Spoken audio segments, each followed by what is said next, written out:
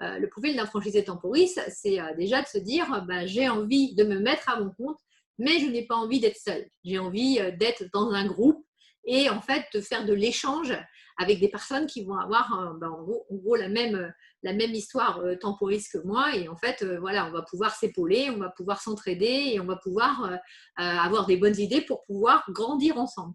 Donc, le bon profil temporiste, on va dire que, alors voilà, les monsieur et madame temporistes, comme vous le voyez, sont divers et variés. Et en fait, on a, alors, divers et variés en âge, en tranche d'âge, hein, on a des personnes qui ont 25, 26 ans hein, pour la plus jeune, et avec des personnes qui ont plus de 50 ans. Donc, en fait, il n'y a pas de critères sur l'âge.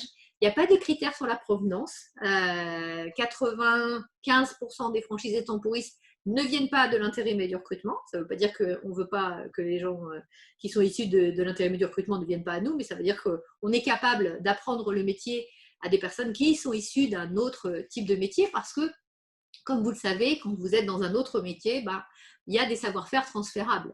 Et les savoir-faire transférables qui nous intéressent chez Temporise, le premier, c'est le côté commercial, parce qu'effectivement, il va leur donner envie à nos deux clients de travailler avec nous plutôt qu'avec quelqu'un d'autre. L'autre aspect très important, c'est la partie management, parce qu'en fait, on réussit rapidement quand on est un bon commercial, mais on réussit durablement quand on est un bon manager. Hein. C'est le principe de seul on va plus vite, ensemble on va plus loin, donc dont on parlait tout à l'heure. Et l'autre aspect, il y a un aspect, on va dire gestionnaire. Bon, c'est vrai que chez nous, le côté gestionnaire, c'est plutôt de savoir en fait gérer en fait son argent, hein, parce que, dans le sens où pas dépenser plus qu'on gagne, sauf quand c'est prévu dans le budget.